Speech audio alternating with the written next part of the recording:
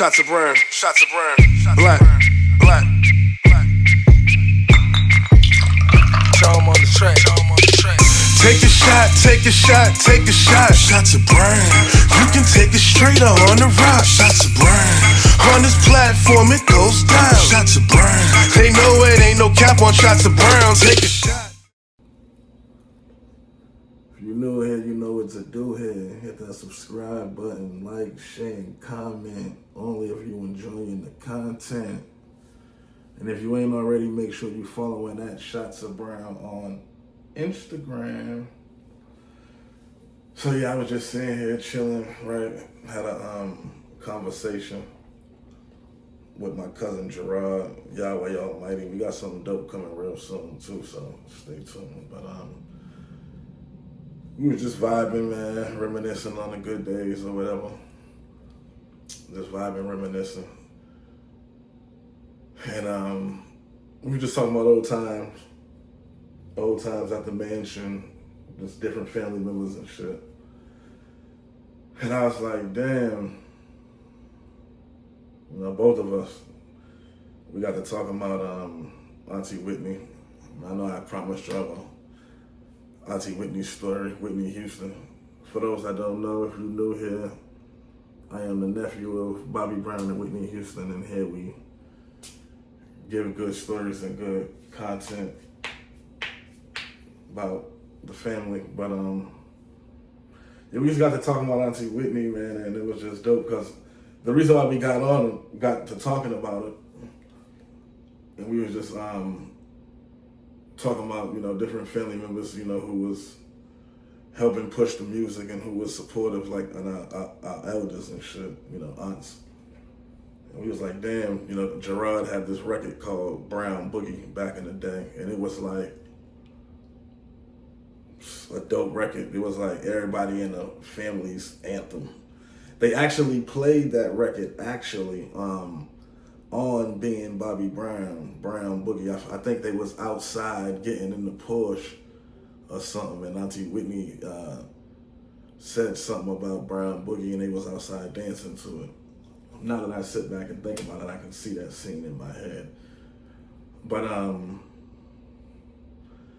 yeah, that's just how, like, Auntie Whitney was just real supportive like that. You know what I'm saying? She always supported. I mean, she knew back then we was all in the music heavy. I was in the music heavy, so she would always support, book studio time. Like, yo, y'all want to go to the studio tonight? We're like, oh yeah, all right, well, I got y'all some studio time. I done booked y'all some studio time. We go to the studio, being there all night, recording, boom, come home, play the records. She'd be like, I like that one. I don't know what you was on right there. But, you know, thing about it, she just kept it honest. You know what I'm saying? But what was really dope about it with me, even though I never even, like, I did music and I never made it to be successful, just getting a stamp and approval from Auntie Whitney is enough for me. You know what I'm saying? Like, I already had it from Uncle B, you know, obviously recording with him, touring with him, but to actually get it from Auntie Whitney and actually record a record with Auntie Whitney was dope. We actually recorded a record called Love Thing with Auntie Whitney when I was in a group with my cousins called the Brown Bombers, and we was in the studio at the mansion. I told this story before, I believe. But either way, we was in the studio at the mansion. It was originally Uncle B on the hook, but then Auntie Whitney came in and she heard it. She was like, oh, that's right. She was like, let me go in there and lay some vocal. Let me show y'all something. She went in there and made that record 100 times better than what it was. Lily, my aunt, she, her son, Kelsey, actually has all those records. Everything we ever recorded over the years, he got all those records, all Uncle B's records. He always kept everything on his laptop. I hope one day he would just put some out or something, or burn a cop it and just do something. But yeah, he kept up with all of it, which was a good, dope thing. But that's just how Auntie Whitney was, though. She would just real supportive, she was just real supportive. But getting the stamp from her was dope. Just her being in the studio and actually seeing her work, seeing her do her thing. It was like, damn, it took me out of the frame of Auntie Whitney. So damn, this is really, damn, Whitney, like, damn, this is Whitney Houston for real. Like, it was dope for her to do that, and especially how it happened, you know what I'm saying? Because it wasn't nothing planned like, Auntie, we gonna be in the studio tonight, we want you to come and get on the record. You know what I'm saying? It was never nothing like that. It was just, she just walked in the studio, heard it, and was like, oh, let me get on that. So that makes it even 10 times better, you know what I'm saying? That makes it even 10 times better. And then when I used to be in the studio and record records, and then she would hear them, like for instance, I recorded some records, and one night Auntie Whitney called me in the middle of the night. It was like 2, 3 in the morning type shit. And I answer, I'm like, what's up, Auntie, everything all right? And she blasted my music in the background. She like, shiz, whoop-de-whoop, yo, blah, blah, blah. And it was just dope, you know what I'm saying?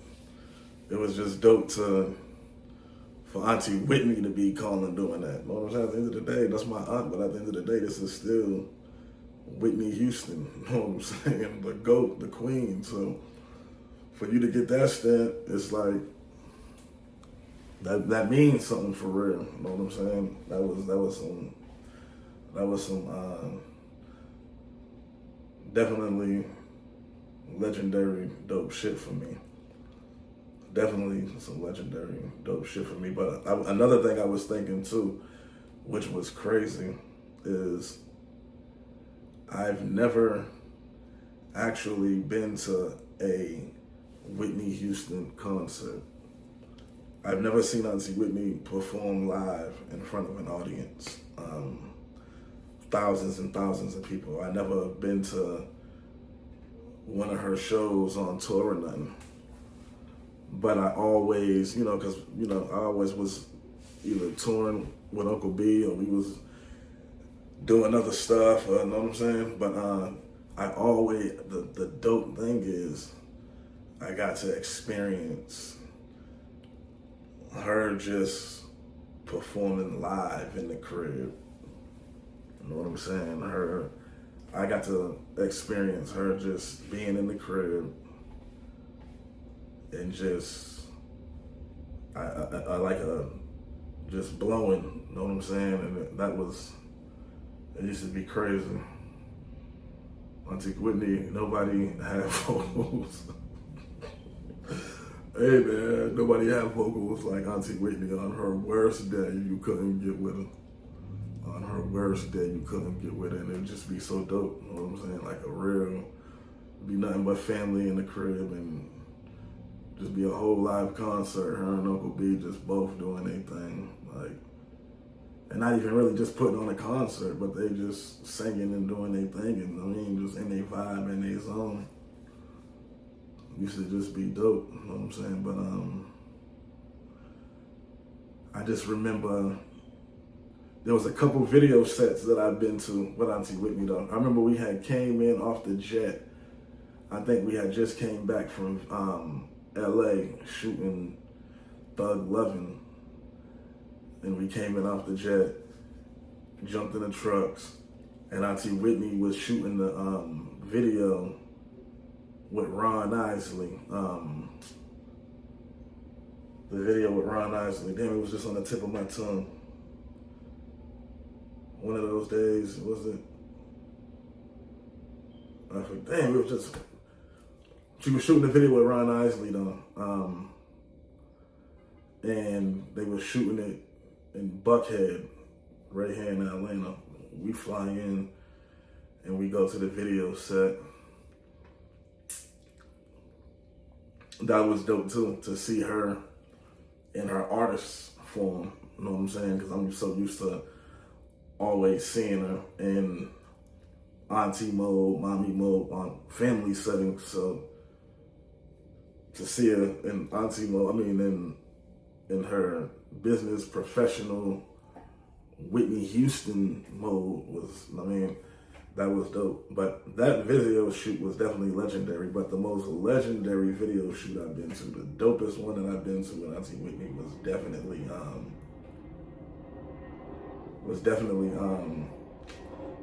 What You Looking At with Mike Epps in it. Mike Epps was cool. Why I say it was the dopest one, because I actually got to experience getting high with Mike Epps, kicking it with Mike Epps, talking shit, smoke some blunts. And Mike Epps was just a funny motherfucker. Just talking all type of shit. He had us laughing, kept us laughing the whole time, for sure. That shit was dope. I just remember that video. And the crazy thing is, Offset was actually in that video as a little kid dancing. My Aunt Carol's son was in that video too. Yeah. So that was dope, man. Just, it was like, damn, you never even been to an Auntie Whitney concert that I can think of.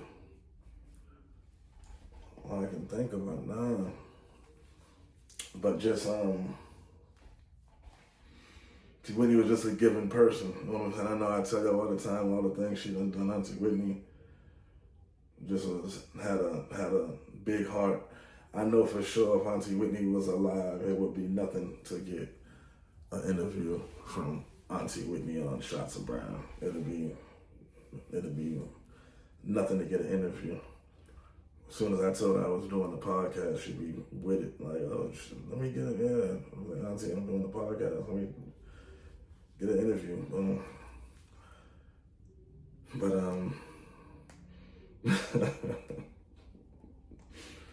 It's just so much, man, when I sit back and think. But one thing with Auntie Whitney, though, man, listen, I don't care where we went in this city, man, anywhere in this city, we would shut this city down. I remember us going through Lenox Mall, literally had the whole mall. They had to have police come and we shut that mall down. They seen Auntie Whitney and went crazy.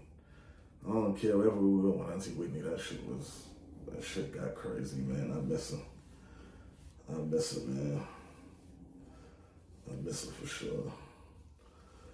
But definitely good times, good memories, man. I ain't did a story time in a minute. You know, I don't even know if y'all want to call this a story time. I bounced a little all over the place, giving y'all a little bits here and there.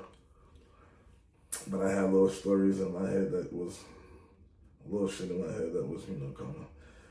But, yeah, it's dope. It's just dope, man.